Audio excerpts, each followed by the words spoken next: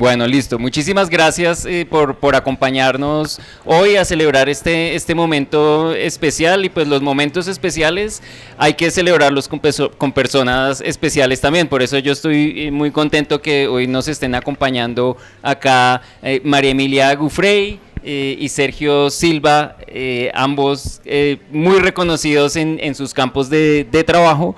Y yo quise invitarlos hoy para que reflexionaran un poco desde lo que son los alimentos en el quehacer de lo que ustedes están haciendo. Les voy a presentar primero a María Emilia, y algo que además me alegra mucho es que compartimos universidades, varias universidades compartimos acá. María Emilia Giuffrey es historiadora de la Universidad de los Andes, y además compartimos la Universidad de Oxford también, porque allá María Emilia hizo su maestría en política pública, ¿cierto? Es fundadora de Nerds de la Historia. Ahorita te voy a pedir que nos cuentes un poquito a todo este público qué es Nerds de la Historia, qué estás haciendo unas cosas muy chéveres ahí, y bueno, estás escribiendo, haciendo historia, y bueno, lo que más me gusta de María Emilia es que está abriendo la historia a un público que generalmente no ha estado tan interesado en la historia. Y luego te voy a estar preguntando qué se comía en la historia, qué has visto ahí de la alimentación. Muchas gracias por acompañarnos hoy. Recibamos a María Emilia con un aplauso. Gracias. A ti, gracias. Y quiero presentarles también a Sergio Silva. Sergio Silva es el editor de Ciencia, Ambiente y Salud de El Espectador. Y desde que comenzamos a hablar y a planear este evento, yo le he dicho a Sergio que soy un fan de su trabajo, sobre todo no solamente por las lindas portadas del Espectador que hemos visto promoviendo los temas de ambiente, de ciencia y la importancia de la evidencia, que es algo que para nosotros en la Escuela de Gobierno es muy importante, y es formular política pública basada en evidencia. Sergio ha hecho un trabajo muy importante en eso. Entonces, no solo más allá de la visibilidad que Sergio le ha venido dando a estos temas, me parece súper importante también cómo nos estás abriendo y contando historias de cosas que no habíamos visto, que no sabíamos, ¿no? El último domingo vimos más específicamente el tema de los mosquitos y cómo eso está conectado con la deforestación, ¿no? Conectando debates que históricamente han estado desconectados en el discurso, y que los medios de comunicación en realidad tampoco han hecho un ejercicio muy juicioso hasta ahora en analizar qué es lo que está pasando y a conectar esos mundos, y a contarles a los que nos interesan mucho esos temas cuáles son las implicaciones de lo que está pasando. Sergio, además de tener una maestría en estudios latinoamericanos en la Universidad de Salamanca, es exalumno nuestro de la maestría en salud pública de la Universidad de los Andes. Para los que no sabían, nos alegra muchísimo eso también. Sergio, muchísimas gracias por acompañarnos. Qué lujo estar aquí contigo, y qué lujo celebrar con ustedes este primer año de la publicación del libro y la reimpresión. Démosle a Sergio un aplauso, por favor. Bueno, muy bien. Entonces vamos a arrancar. Hoy vamos a hablar de comida, que es finalmente estamos hablando de la política en el plato. Vamos a salirnos un poquito de la política y vamos a hablar de la historia y de la ciencia de la comida y de los alimentos. Entonces, María Emilia, cuéntanos un poquito primero de ti, de Nerds de la Historia, y cómo en esa trayectoria que has hecho, mirando diferentes fases de la historia, contando desde diferentes aspectos la historia, ¿qué te has encontrado por ahí también después de la comida? Bueno, yo no sé si ustedes alcanzaron a ver nuestro podcast, a escuchar nuestro podcast, ¿Por qué somos así? Hicimos un episodio dedicado precisamente a la comida, a la historia de la comida y por qué comemos como comemos en Colombia, por qué hay tanta variedad de regiones, de dónde vienen muchos de los platos que conocemos. Y lo que uno ve es que a través de la comida uno también hace un viaje por culturas, por civilizaciones, por procesos históricos. No sé, la cuajada. Entonces, ¿de dónde viene la cuajada? ¿Ya comían cuajada desde antes de que llegaran los españoles acá? Pues no, ¿sí? Gran parte de los productos lácteos que hoy en día consumimos tienen que ver con todo el proceso de conquista, ¿sí? Y tienen que ver precisamente con las vacas, que las trajeron los europeos, tienen que ver con ese tipo de cosas. Entonces, bueno, la comida atraviesa la historia y a su vez hablar de comida puede ser una excusa buenísima para comprender una cantidad de fenómenos políticos, históricos, sociales, por qué comemos ciertas cosas, por qué otras cosas no. Un dato, por ejemplo, tú que tu libro está centrado en lo político, bueno, y en la política reciente en Colombia más o menos, bueno, pero por lo menos del siglo XX para acá. Si nos devolvemos incluso más atrás, uno ya empieza a ver en la época de la conquista, en los hallazgos arqueológicos, que la dieta de los indígenas cambió drásticamente de las comunidades indígenas tras la llegada de los españoles y empezó a ser una dieta mucho más basada en maíz, en consumo de maíz, mucho menos acceso y consumo de proteína, porque había ya una diferenciación social muy clara.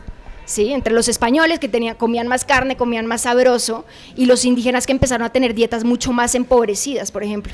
Entonces, a través de la comida podemos hacer viajes interesantísimos históricos. Cuéntanos un poquito para los que no conocen de Nerds de la Historia, lo que estás haciendo. Tienes también un stand ahorita en la Feria del Libro, ¿qué están haciendo ahí? Sí, bueno, Nerds de la Historia es mi fundación de historia pública. Lo que hacemos es promocionar todo tipo de eventos, de estrategias para promover la reflexión histórica. No nos interesa como tal la Wikipedia, ni el dato por el dato. Nos interesa es más, ni siquiera la divulgación como tal, nos interesa mucho más es promover este tipo de espacios. Por eso cuando tú me dijiste, ay, camina, yo dije de una, porque esa es nuestra misionalidad, más que el dato, el espacio de reflexión histórica. Y eso implica cursos largos, eso implica episodios largos de podcast, eso implica conversaciones que nos hagan cuestionar el presente desde una perspectiva histórica. Entonces sí, nos pueden seguir en Nerds de la Historia en las redes sociales, la página web Nerds de la Historia, tenemos una cantidad de cursos en línea gratuitos, algunos que sí pues requerimos que nos hagan una donación o una bonificación, pero por lo general nuestros espacios y todo lo que hacemos es de acceso libre. Muchas gracias, María Emilia. Sergio, bueno, tú llevas ya un poco más de una década en El Espectador, trabajando, mirando a los aspectos de ciencia, de salud, de ambiente. Cuéntanos un poquito cómo ha sido tu experiencia como editor, cómo se han ido transformando estas historias que has venido contando. Me imagino que incluso después de la pandemia muchas de estas historias se aceleraron, se transformaron. ¿Qué cambios has notado? Y cuéntanos un poquito de tu rol en El Espectador. De una, Felipe. No, pues primero felicitaciones por ese primer año de libro, que me parece maravilloso. Además ha recibido comentarios increíbles, entonces felicitaciones. Y del Espectador, ¿qué les cuento yo? Yo entré hace 13 años al Espectador y llegué por azar a una sección, a un grupo de nerds absolutamente anómalo en el periodismo colombiano, y unos nerds que empiezan a hablar de eso, de ciencia, de cambio climático, de salud, y eso es absolutamente extraño porque en las universidades, en las facultades de periodismo, jamás en la vida escuchamos una palabra de eso, de periodismo científico. Y empezamos a construir, por suerte también, por azar, una de mis madrinas en periodismo, es como la mamá del periodismo científico aquí en Colombia. Entonces, como por puro azar, llegó a ese grupo increíble, un grupo pequeño, que empieza a consolidarse poco a poco, empieza a construir, digamos, como una imagen en el periodismo colombiano de esos temas, de temas ambientales, de temas de salud pública, siempre de la mano de la ciencia. Y pasó el tiempo y ahora somos un grupo de 9 personas, cuando entré éramos 3. Y es un grupo que es absolutamente maravilloso porque El Espectador es un medio anómalo en el ecosistema de medios colombianos, porque le da un espacio absolutamente increíble a esos temas. Es como tiene un buen tema, uno lo sugiere de portada, bienvenido, queremos inventarnos el especial más loco, queremos inventarnos un viaje, queremos hablar justamente como el domingo pasado de mosquitos y deforestación, y son historias que muy rara vez ven aquí en Colombia, en los medios colombianos. Entonces les parece fascinante que haya gente que esté interesada en eso, y haya gente interesada como en hablar y perseguir científicos sin molestarlos, sin tensearlos, ir a sentarse con ellos, hablar carreta, recibir clases gratis todo el tiempo o de entomología o de historia también en muchas ocasiones. Entonces les parece muy chévere y nos dan un espacio increíble. Entonces tenemos un grupo súper consolidado en un medio tradicional, pero absolutamente anómalo si uno mira los otros medios, que los que escriben sobre ciencia y ambiente en algunas ocasiones también tienen que escribir, qué sé yo, de entretenimiento o de deportes en algunas ocasiones. Entonces les queda muy difícil, digamos, transitar o establecerse en ambos mundos por estar transitando entre el uno y el otro. Bueno, Sergio, muchas gracias. Bueno, pues entremos en materia. Después de conocer un poquito más de las interesantes trayectorias de ustedes, yo quisiera preguntarles, vuelvo a ti, María Emilia, el tema de la comida en la historia. Ya nos diste ahorita un adelanto, pero cuéntanos una historia de un alimento, de algo que te hayas encontrado en la comida de la historia, ¿no? Creo que tú has estado estudiando la historia prehispánica. ¿Qué te has encontrado por ahí de la comida? ¿Qué rol tenía y por qué ha sido importante para la historia? A mí, un asunto que me pareció súper interesante en el marco de la investigación de la comida, especialmente en Colombia prehispánica, era que había una cantidad de redes de comercio. No tenemos ni idea, tenemos siempre como una idea de la precolonia muy, no sé cómo decirlo, romántica, y que entonces eran sociedades un poco aisladas las unas de las otras y súper pachamama, y que no tenían sistemas de cultivo muy avanzados, por ejemplo, pocas intervenciones sobre la tierra. Tenemos esta idea, y que adicionalmente había pocas redes de comercio, ¿no? No se imagina, no, pues los muiscas comían pues yuca y papa, ¿por qué no? El altiplano, para de contar. Y uno va a ver, y tenían, por el contrario, sistemas bastante avanzados de agricultura, que por todo lo demás, algunos tuvieron impactos ambientales grandes, no solamente en Colombia, pues mucho más profundo, por ejemplo, ya si nos vamos a Centroamérica, si nos vamos a Suramérica, pero en Colombia también hubo esos casos, como en la depresión momposina. Pero adicionalmente tenían unas redes de comercio interesantísimas. Entonces uno ve que los muiscas también comían pescado de la costa, del Caribe, ¿sí? Porque tenían redes de intercambio interesantes. Todo el tema de la sal. Lo importantísimo para los muiscas era comerciar con sal. Entonces ellos comerciaban sal por conchas, sal por pescado, ¿sí? También con los indígenas del Magdalena, ¿no? Que había varias comunidades, varios pueblos, naciones indígenas en estas regiones. Eso, por ejemplo, a mí me ha parecido fascinante. Yo creo que la intuición lo lleva a uno a pensar que eso no es así, que cada quien comía lo suyo y lo que había en su región, y que no había todo este entramado tan interesante comercial. Ya si uno se sale de Colombia, pues las comunidades andinas, el imperio inca tenía un sistema de intercambio muy bien establecido con las comunidades del Amazonas, por ejemplo, de intercambio de alimentos. Y eso también estaba atravesado por la política. Entonces, no solamente era tener acceso a ciertos alimentos, controlar el acceso a esos alimentos, también implicaba una serie de vericuetos políticos. Entonces, eso me ha parecido interesante que la misma historia de la comida me ha hecho cuestionar la historia ambiental que yo tenía en mi cabeza, que era lo que te decía, un mundo, una América intacta, virginal, prístina, antes de la llegada de los europeos, que después se termina como degradando ambientalmente, y hay muchos bosques en el marco de este proceso investigativo que he descubierto que son bosques que creemos que eran bosques milenarios y que por el contrario fueron zonas de cultivo intensivo en épocas prehispánicas, cosa que me ha parecido muy interesante. El bosque de niebla, por ejemplo, en Ecuador, intensivo cultivo de maíz.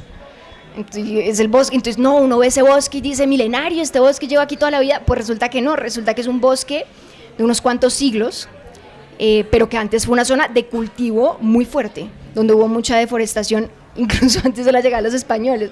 Entonces, no sé, como por contar de América, eso me ha parecido particularmente interesante. Oye, hay algo bien interesante con lo que mencionas, y es algo que yo visito mucho en mis clases, que es lo que implicó el cambiar para nosotros como especie humana de ser cazadores-recolectores, que teníamos una dieta mucho más rica, muchas más frutas, a ser dependientes de la agricultura, ¿no? Nos quedamos quietos en un lugar, nos volvimos sedentarios, comenzamos a alimentarnos peor, ¿no? Entonces no sé si tienes algo también de lo que fue esa transición entre el ser cazadores recolectores y lo que implicó la revolución de la agricultura, que es como seguimos viviendo al final hoy en día. Es el sistema en el que estamos montados, que es problemático por muchos frentes, también como lo que tú mencionas en tu artículo, ¿no?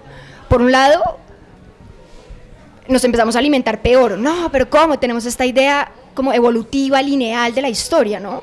Que fuimos de peor para cada vez más avances tecnológicos y cada vez mejores vidas, y todo lo contrario, los hallazgos arqueológicos son contundentes, las dietas de las personas cazadoras recolectoras eran, como tú lo dices, mucho más ricas, mucho más balanceadas, incluso, pues sí, mejor en términos nutricionales que las dietas después de la revolución de la agricultura, que empiezan a ser dietas mucho más pobres, centradas en los animales, en los cereales, sí, bastante más limitadas. Yuval Noah Harari tiene su libro que se lo súper recomiendo, de animales a dioses, porque, por ejemplo, a mi marido nunca le gustó la historia, y cuando se leyó ese libro, cuando le dije, ya, este es el momento, ahí sí entendió de lo que yo le hablaba. Creo que fue el único momento que fue como, ya entiendo qué es lo que tú vives por ahí chismoseando.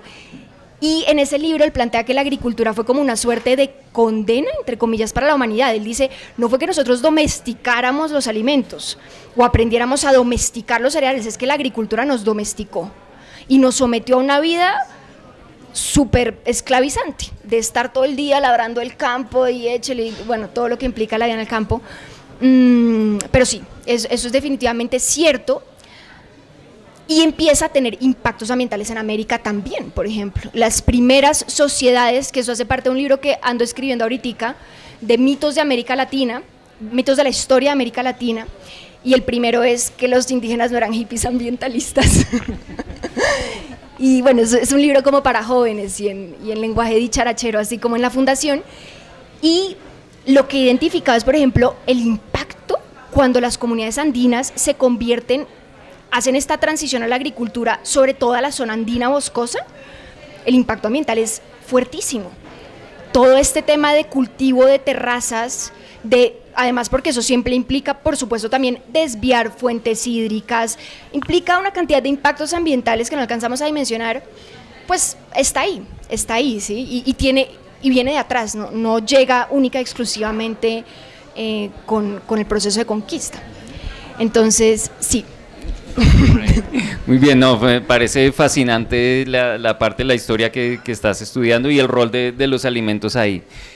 Sergio, bueno, tú estás ahí en el mundo de las historias, hablando de cambio climático, hablando de deforestación, hablando de salud pública. ¿Dónde te has encontrado y cuáles han sido esas historias de los alimentos que se han entrecruzado entre unas historias y las otras?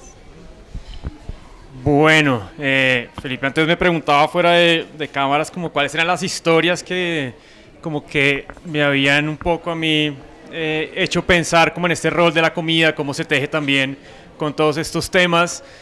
Y yo omití una muy particular que a mí me causó como mucha inquietud, y fue hace unos años que viajé, no sé si alguien ha estado en el Chocó, ¿alguien ha ido a Quibdó? Por allá hay... bueno, tenemos varios viajeros y viajeras de Chocó. Quibdó, a unas 2 horas de Quibdó hay un pueblito que se llama Río Quito, que no sé si lo han escuchado alguna vez.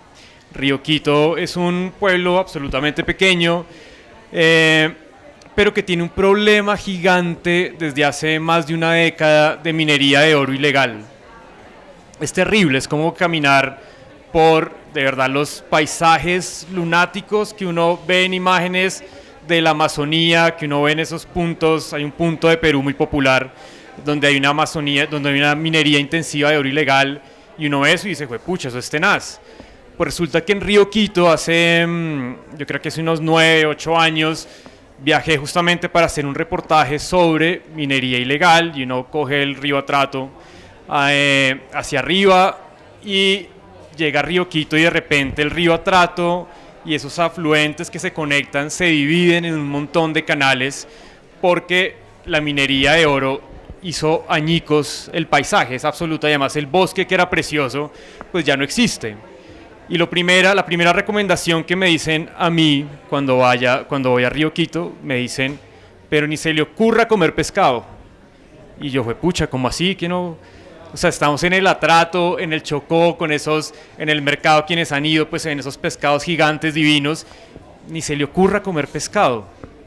Y yo, bueno, ¿qué come? Busque cualquier otra cosa, pero no coma pescado, porque el problema de contaminación de mercurio es absolutamente intenso.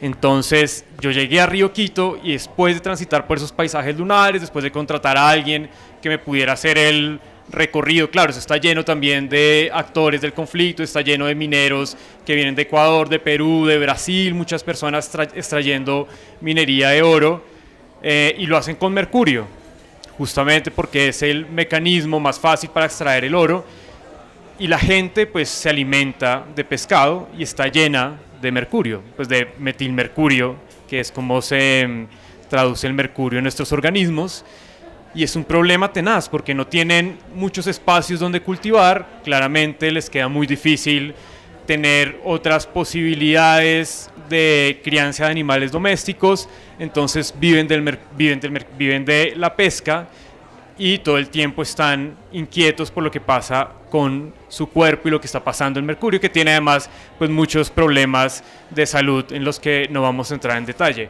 Pero cuando me preguntaste eso, yo anoche pensaba como fue, pucha, estar en un lugar como el río Atrato, gigante, con esos peces maravillosos, y no poder comer mercurio, es justamente como se ata la comida, como se ata con unos sistemas económicos y como se ata también con un país que ha estado pues inmerso en un conflicto bastante complejo que en esos territorios se traduce de esa manera y se traduce especialmente en un plato de comida. Bueno, tremenda historia en el Chocó, en las comunidades que son además anfibias, ¿no? Que viven en el agua del agua y no poder consumir nada ahí, tremendo. Y que cuéntanos un poquito más, bueno, ¿cuál era la perspectiva de las personas? Como que te decían sobre, no sé, sobre la minería ilegal, que seguramente también estaba generando ingresos para la región, algo seguramente traían los alimentos de afuera, o qué estaba pasando.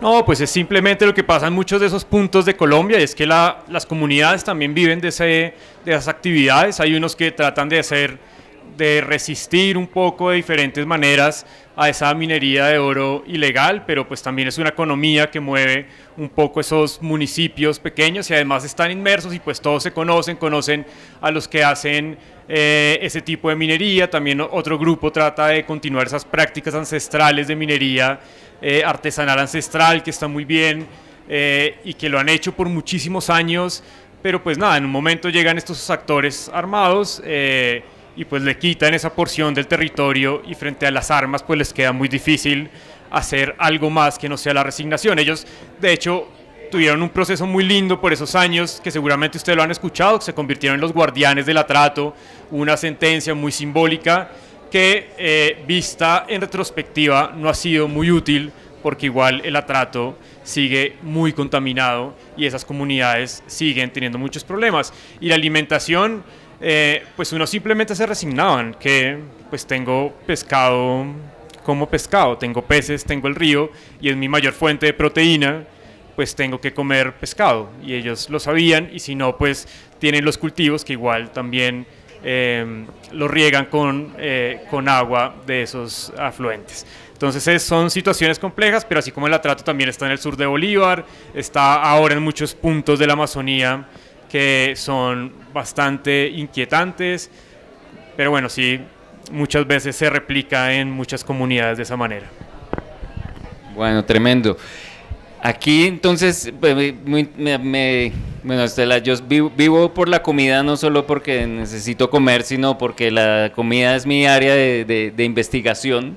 y pues me parece muy interesante conocer de la historia, ¿no? Cómo está entrelazada la comida con la historia, de qué ha influenciado, qué implicaciones ha tenido desde tiempos prehispánicos hasta algo que está pasando hoy, ¿no? Que viene pasando hace unos años y que sigue pasando hoy. Entonces, ese debate siempre ha estado, siempre está ahí, siempre está presente, pero curiosamente en el mundo político no siempre había estado presente, y eso es un poco lo que yo hago en el libro, ¿no? En el libro yo trato de explorar lo que fue el paro agrario de 2013, el tal paro que no existió. Ustedes muchos se deben acordar. Bueno, yo le digo esto a mis estudiantes jóvenes y ellos casi no se acuerdan, entonces toca con las personas más mayorcitas decirles, ¿se acuerdan que hace más de 10 años pasó esto? Entonces yo trato de explorar qué implicaciones tuvo ese paro para que los alimentos llegaran al mundo de la política. De ahí hacia atrás casi no hablábamos de alimentos en el debate público, un poco como con el agua en Bogotá. Entonces, de abril de 2024 hacia atrás, el agua nunca estuvo en la agenda de política de Bogotá.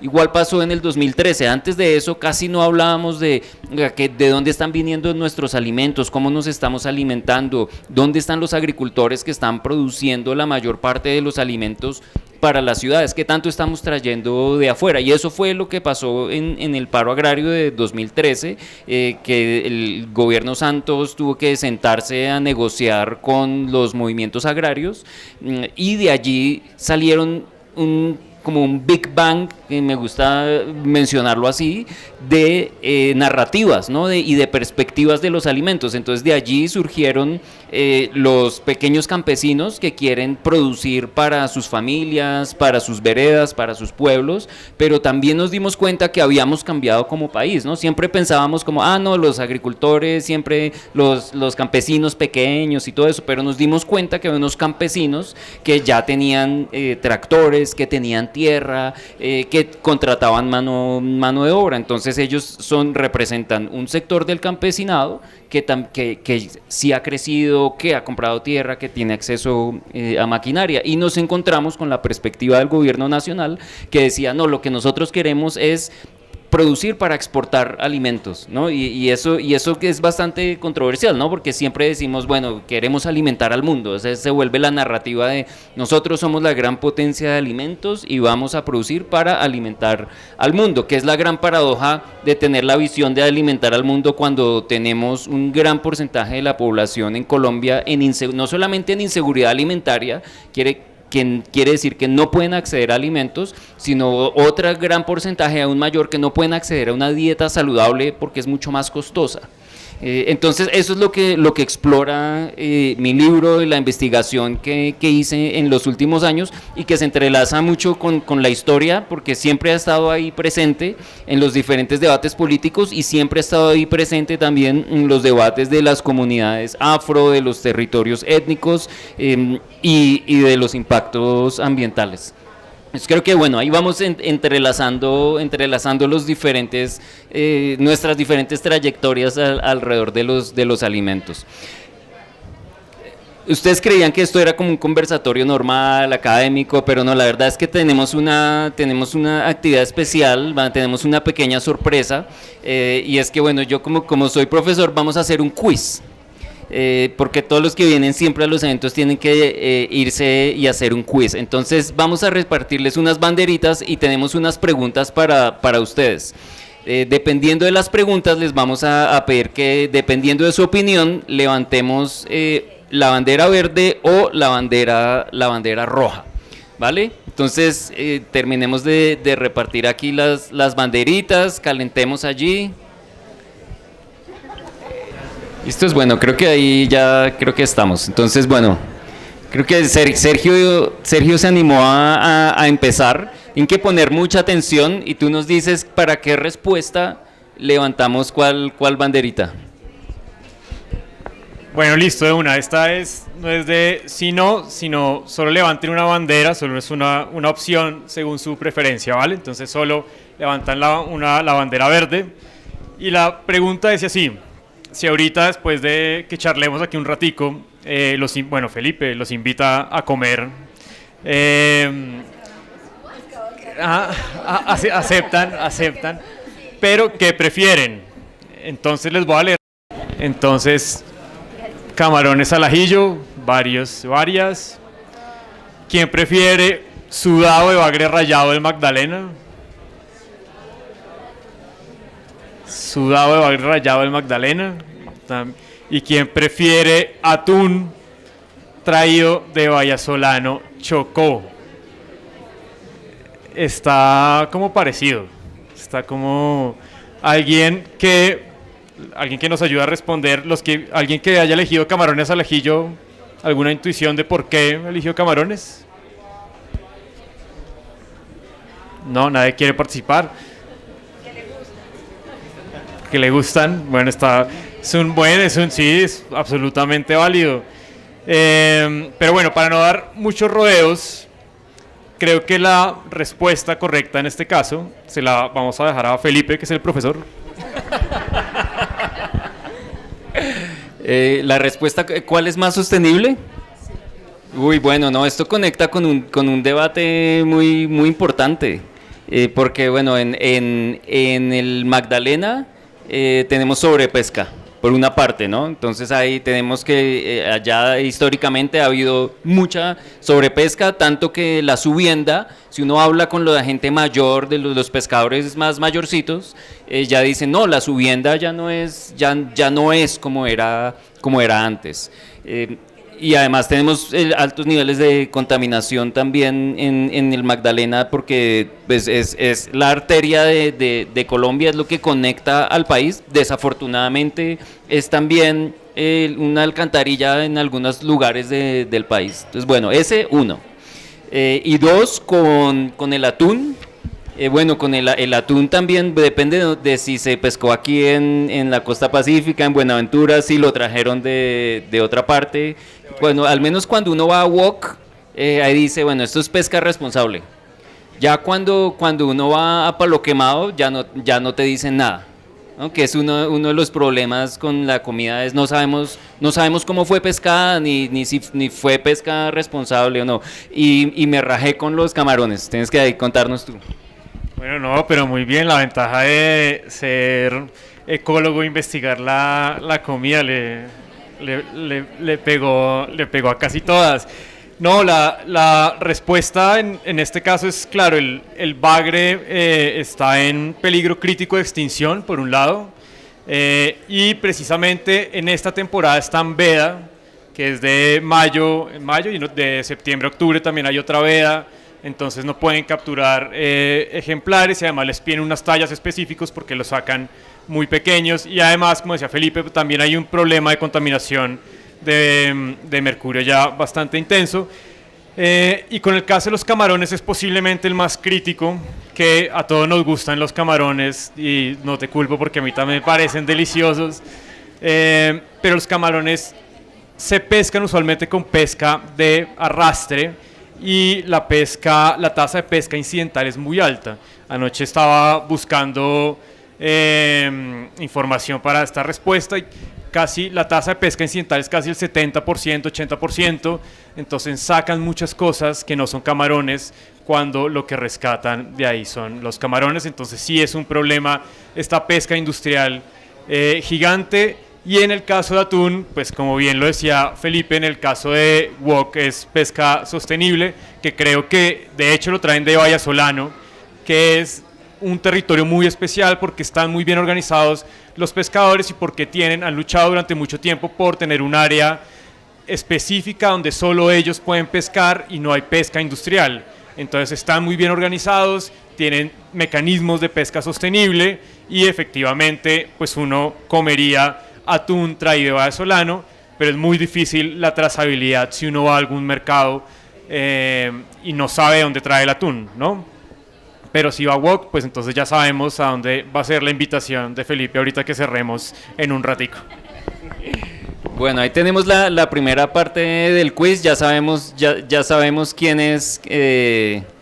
quiénes no les fue tan bien en esta primera parte del quiz. Entonces, María Emilia tiene unas preguntas muy interesantes también, entonces adelante, por favor. A ver, ¿el azúcar levante en rojo? si creen que es americana, de origen americano. Verde, si creen que lo traen los españoles o los europeos. ¿Lo traen los europeos? ¿Todos dijeron europeos? Todos tienen que levantar, todos tienen que levantar. Todos tienen que levantar, no se vale. A ver, origen americano, yo dije roja, ¿no?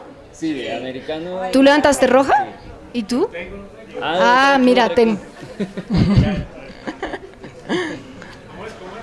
Si el azúcar es de origen americano, sí, o sea, si viene acá, roja. Si la traen los europeos, verde. Esta es la respuesta C.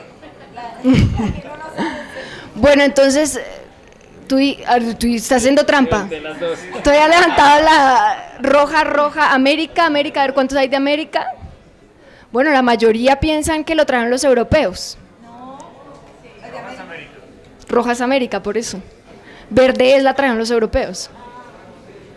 Muy bien, los que dijeron que la trajeron los europeos. Es de India, es de la India. De hecho, el chocolate, por ejemplo, era picante. O sea, como se, ¿no? Los mexicas, que no es claro de dónde nace el chocolate. Hoy en día incluso hay una serie de investigaciones que plantean que nace en la Sierra Nevada. Y como había vínculos también comerciales entre las culturas y también mucha migración entre las culturas de Centroamérica y de lo que hoy en día es Colombia, llega eventualmente allá y allá, mejor dicho, los aztecas hacen cosas maravillosas con el chocolate, en particular pues un chocolate que no conoceremos, porque el que conocemos es dulce, pero tiene que ver más con procesos coloniales. Entonces, bueno, ganaron los de la banderita verde. Bien, ahí tenemos que ir contando porque tenemos unos premios por ahí para los que saquen mejor puntaje. ¿Cuántos premios trajimos? Como 2 premios, listo, para puntaje 1 y 2. Bueno, no, esto que tú mencionas es muy interesante. Yo en mi clase siempre pregunto, ¿a qué edad descubrieron que el chocolate no era dulce? Yo me demoré, lo confieso, más de 20 años, sino un poco más en darme cuenta que el chocolate era amargo, ¿no? Un día, y creo que incluso fue fuera de Colombia, ¿no? Que fue como que, voy a comprarme una chocolatina o algo, y uno come esa vaina amarga y uno es como, ¿qué es esto tan feo? ¿No? Entonces, y tiene mucho que ver con el mercado y también con la política, ¿no? Porque al final es como, bueno, todo que es mucho más difícil conseguir cosas sin azúcar y mucho más caro, ¿no? En especial la sección de cereales de los supermercados, ustedes llegan y dicen, bueno, y de los yogures, porque a mí me encanta el cereal con yogur para el desayuno, pero hagan el ejercicio, vayan y busquen en la sección de yogures, entonces todos los yogures tienen azúcar. Y los que no tienen azúcar tienen edulcorantes, que también es dulce. Y el que no tiene azúcar es mucho más caro que los que sí tienen. Entonces, una dieta saludable es mucho más costosa en nuestro país. Y ese es un solo ejemplo. Bueno, vamos a la siguiente pregunta, a ver quién toma la delantera aquí en esta siguiente ronda de preguntas. Bueno, va otra entonces de uno de los temas que más me ha tocado a mí en el periódico, que tiene que ver con la regulación de los alimentos y justamente de los sellos que traen los cereales que come Felipe en el supermercado por las mañanas con yogur. Entonces, dice, ¿cuántos sellos de advertencia máximo puede tener un producto ultraprocesado en Colombia? 4, levanten rojo, o 5, levanten verde. La pregunta es, ¿cuántos sellos de advertencia, esos rombos negros que ahora vienen en varios productos, puede tener máximo un producto ultraprocesado, comida chatarra, aquí en Colombia? Entonces, 4, ¿qué dije? ¿Verde? ¿4 verde? 4 rojo, perdón. 4 rojo, 5 verde. 4 rojo, casi todos y todas dicen rojo. Por acá, ¿qué dicen? ¿Qué dicen? No, yo es que yo sé la respuesta, entonces. Ah, bueno, entonces la respuesta correcta es 5 sellos. 5 sellos pueden tener máximo. ¿Quién los puede nombrar? Ahora, Sí, no, eso ya es veneno.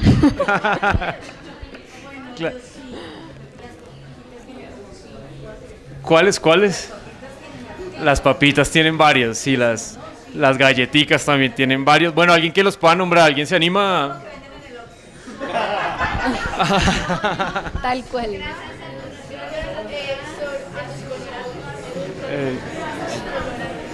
Grasas trans, grasas saturadas, edulcorantes, sodio y azúcares. Exactamente, esos son los 5 sellos, que este viene con una mini anécdota incluida de cómo también eso se traduce en una discusión política de intereses económicos.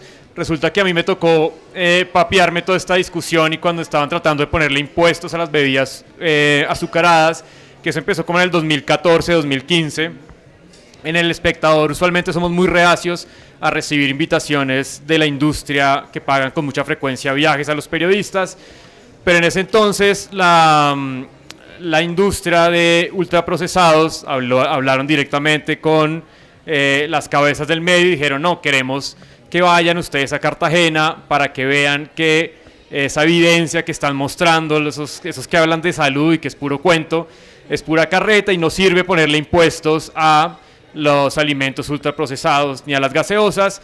Y el caso dijeron: no, vaya al menos para escucharlos sin ningún conflicto de interés. Y me llevaron, por supuesto, hasta Cartagena, hotel 5 estrellas, todo Full HD, mejor dicho, lo que uno quisiera pedir. Y la idea era sentarnos enfrente de 3 profesores que venían en Estados Unidos, nos presentaron un documental que habían hecho ellos, y sentarnos enfrente de 3 profesores, no recuerdo de qué universidad, para que nos convencieran a un grupo de periodistas de que había suficiente evidencia de por qué era mala idea ponerle en esa vez impuestos a las bebidas azucaradas.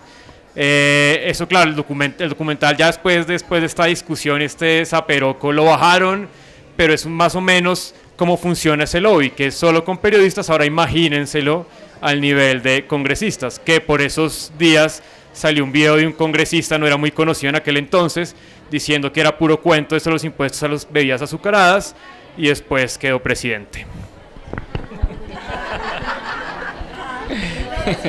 Bueno, no vamos a mencionar el nombre, pero no, este es un debate súper interesante por lo que ha implicado para el país, lo que implica para la salud pública, y los contrastes que hay ahí, ¿no? Entonces todo el lobby que hubo, que fue bastante importante, tanto que se demoró al menos 6 años en poder surtir efecto en el Congreso, porque lo presentaron como algo de bebidas azucaradas, luego de dietas saludables, hasta que entró el proyecto ya mal llamado comida chatarra, y eso fue lo que pasó junto con los impuestos a las bebidas azucaradas. Es interesante, pero en Argentina hay 2 sellos más. En Argentina, además de los 5 que tenemos acá, hay uno de alto en calorías, y un séptimo que no me acuerdo. Entonces allá los Ferrero Rocher, sí, ya no se ve el nombre, ya son solo sellos. Yo no sé ustedes, a mí me gusta preguntarles ¿qué se acuerdan de ustedes que les llamó la atención que tuviera sello? ¿Alguien se acuerda de qué te llamó la atención que tuviera un sello? Sí, las galletas saludables.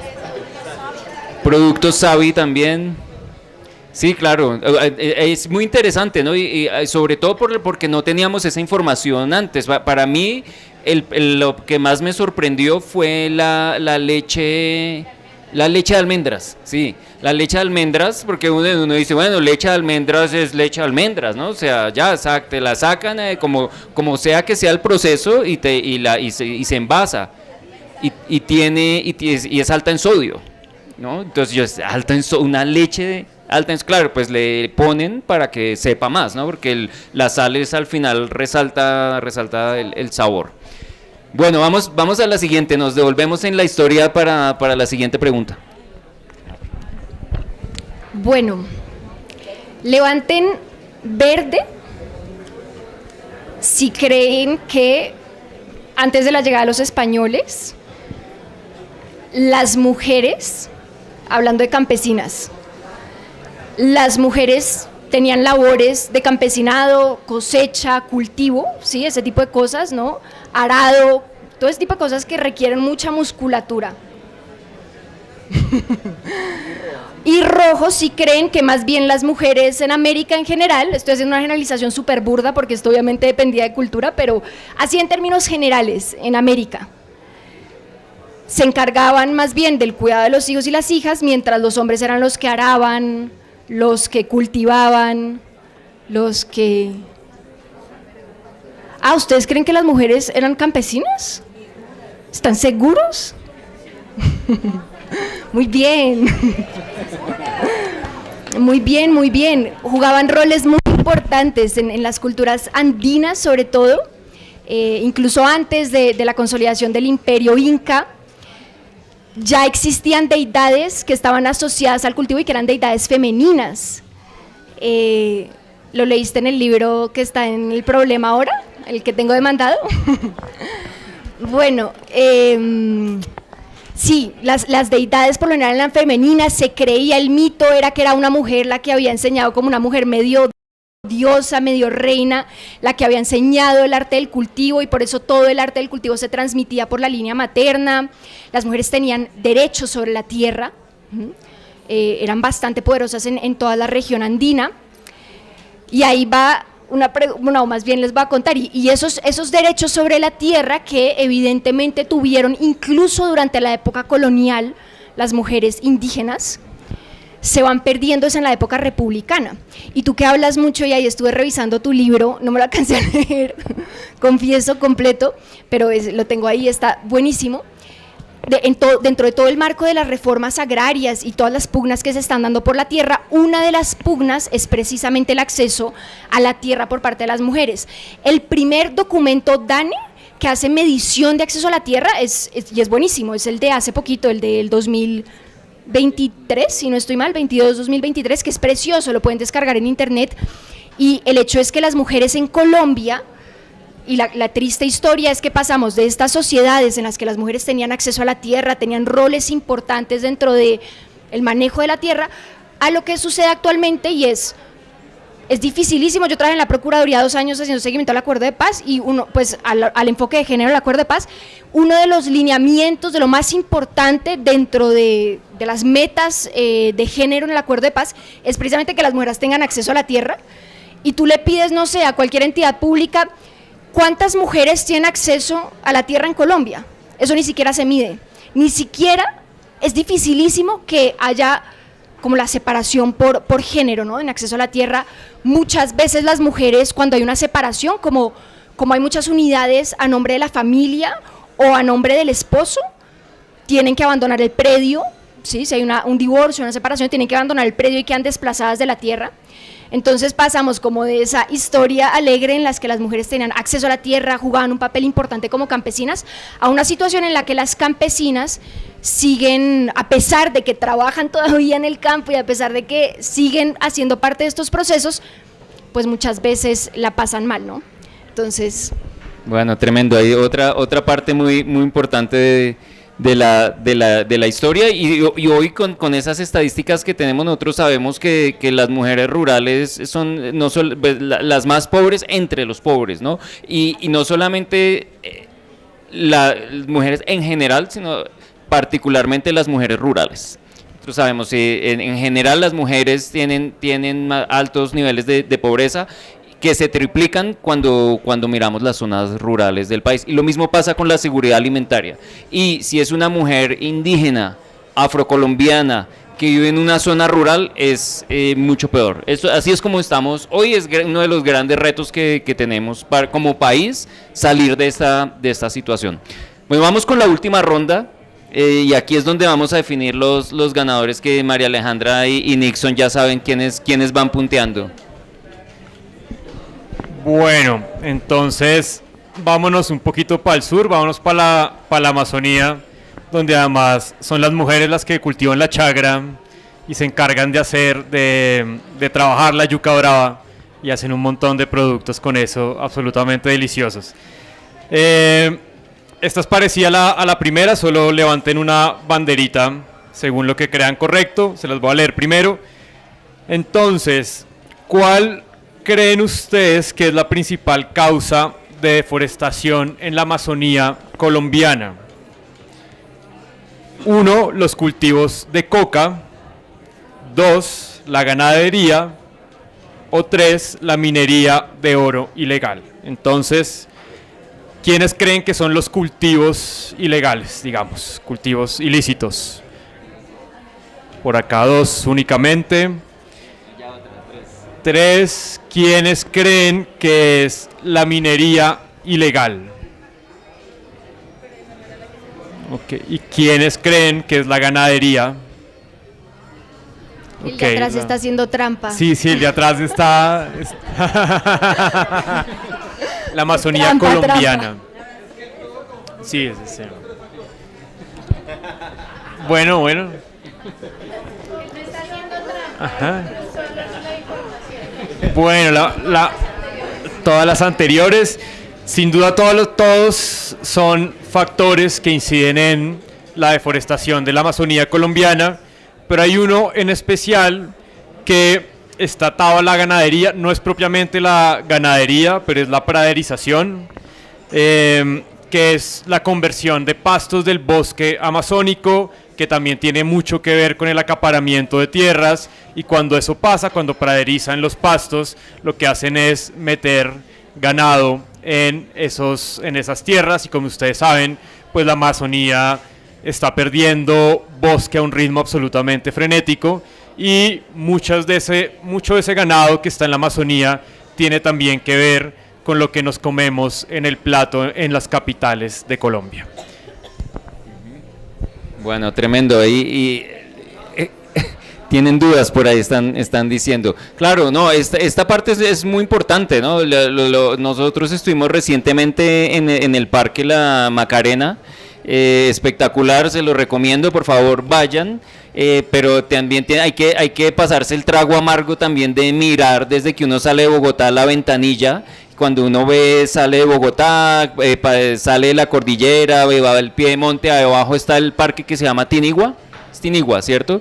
Y ese parque Tinigua, Piedemonte y amazónico, es hoy un potrero, ¿no? Es el parque además más deforestado que tenemos en Colombia. Entonces, eso que está llegando al plato, muchas veces está causando impactos ambientales. El mayor motor de pérdida de la biodiversidad que tenemos hoy en día es la forma en que producimos, transformamos y consumimos alimentos. Entonces, por eso es tan importante seguirse enfocando en los aspectos, en lo que comemos, y tratar de saber sobre todo de dónde viene lo que comemos, porque de ahí el problema es que no sabemos, cuando nosotros compramos una carne, no sabemos de dónde viene. Una agencia de investigación estadounidense, la Environmental Investigation Agency, en el 2021 publicó un informe que decía que los supermercados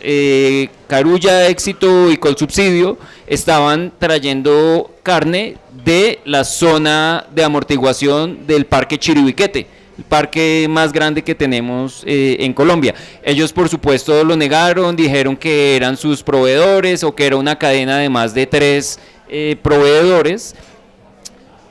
El hecho es que gracias a eso, hoy en día ellos sí tienen certificados de trazabilidad, gracias a que se generó una denuncia. Entonces, cuando uno compra carne allá, ellos le aseguran que no viene de ninguna zona de deforestación. Pero cuando compramos carne en otras partes, no sabemos de dónde viene. Bueno, vamos entonces con la última pregunta de la historia. Ay, tú has dicho que esa era la última. Bueno, Última ronda. hablando de ganadería, las vacas Creo que esto ya lo había dicho. Creo que ya sé saber la respuesta.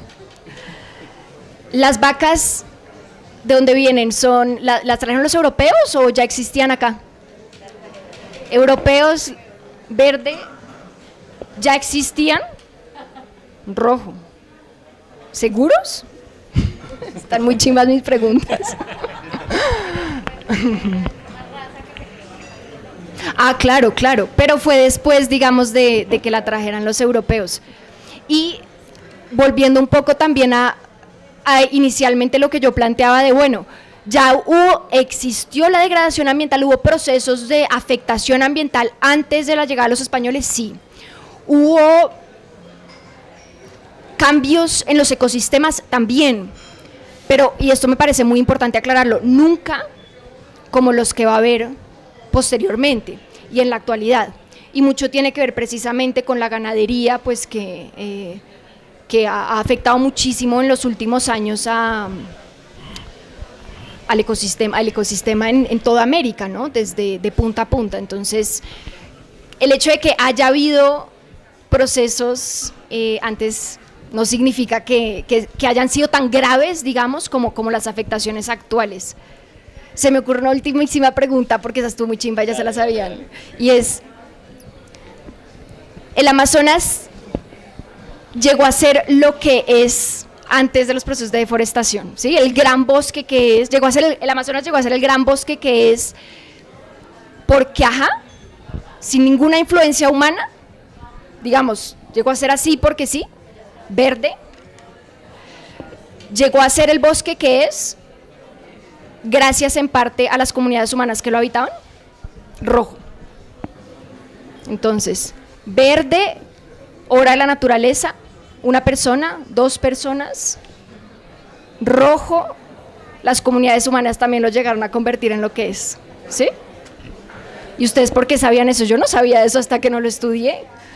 Yo juraba que el Amazonas era un bosque prístino, digamos, y que era como obra de la naturaleza, y son investigaciones muy recientes, estoy hablando de 2 décadas o 3 décadas para acá, las que descubren que llega a convertirse en el bosque que es hoy en día, precisamente también porque las culturas que lo habitaban inician sistemas, por ejemplo, de siembra de ciertos árboles para atraer micos, bueno, hay un tratamiento especial que hacen de la tierra en ciertas regiones, y todo eso va convirtiéndolo como en este jardín magnífico y gigante que es hoy en día, pero también tiene que ver con cómo las comunidades que habitaron el territorio fueron transformando ese mismo territorio hasta convertirlo en esa selva que es. Entonces eso me parece una historia lindísima y que yo sí no tenía ni idea. Ustedes son muy sabedores aquí los presentes. Sabedores o que sospechan lo suficiente como para levantar la otra banderita. No, esto es muy interesante y de hecho nosotros, pues, los estudios nos muestran además no solamente hacia atrás, sino que hoy en día los bosques, las selvas mejor protegidas es donde viven las comunidades indígenas, porque ejercen mucha mejor gobernanza que donde hay espacios inhabitados. Entonces le debemos mucho también a esos pueblos indígenas que habitan esas selvas. Bueno, muy bien, con eso cerramos entonces aquí el quiz. Un aplauso para todos, muchas gracias por participar. Y entonces María Alejandra y Nixon van a ahorita en un momento a darle un regalo a 2 personas que ellos estaban ahí muy juiciosamente llevando la cuenta de quién. Exactamente. Bueno, muy bien, entonces ya para cerrar, agradecerles a ustedes nuevamente por habernos acompañado, y entonces cerremos, no sé, invítenos a algo. ¿A qué nos invitan? María Emilia seguramente nos va a invitar a la feria, a leer su libro. Sergio, ¿a qué nos invitan? ¿Qué quieren? ¿Quién quiere arrancar? A comer a wok, atún. Mentiras. No, yo creo que la mejor invitación que les puedo hacer es que traten en la medida de lo posible de apoyar el periodismo que nosotros hacemos desde donde estamos, en este caso El Espectador, y también otros medios que hacen cosas muy valiosas, pero en medio como de ese ecosistema de medios que todo el tiempo están dándole garrotes a los periodistas y a las periodistas, que está bien porque muchas veces metemos las patas porque es absolutamente frenéticos, pero en medio de eso hay esfuerzos también que valen mucho la pena y hay medios especializados que están haciendo un esfuerzo tremendo por construir buenas historias y por contarles buenas historias y por hacer un esfuerzo de rigurosidad a la hora de hacer periodismo, y yo creo que eso vale mucho la pena porque, claro, uno ve un medio y lo que está pasando ahora, y con ese afán de clics cometen muchas burradas, y cada vez yo siento que ese ejercicio de periodismo va un poquito en declive y, salvo algunas excepciones, pues están todavía flotando. Y en el caso de este periodismo científico en el que nosotros nos movemos, también hay esfuerzos muy chéveres. Entonces, cuando ustedes identifiquen, y no hablo exclusivamente del espectador, pero cuando identifiquen que valga la pena apoyarlo, de verdad, los invito y las invito a que lo hagan, porque si es gente que trata de hacer con rigor su trabajo, que cada vez es un poquito más ausente en el ecosistema de medios. Gracias por la invitación, Sergio. María Emilia. Yo te quiero hacer una pregunta, y es, para seguir la sección de ustedes desde redes sociales, ¿tienen algo así como Las Igualadas, que es el caso de la rama feminista del Espectador, o no? No tenemos una sección específica porque nos movemos al ritmo también del periódico, pero es muy fácil. Si quieren entrar en el periódico, en el portal está la sección de salud, está la sección de ambiente y la sección de ciencia. En la sección de ambiente especialmente, que es muy robusta, hay una sección de Amazonía. Solo hay 2 medios que tienen sección específica de Amazonía entre los grandes. Nosotros la tenemos construida hace un gran tiempo con colegas de Brasil. Entonces ahí se van a encontrar cosas chéveres. Si pasan por ahí y están aburridos de las noticias judiciales, de tanta crónica roja o de noticias deportivas, pueden pasar ahí de una, que al menos se van a llevar una buena sorpresa. Gracias.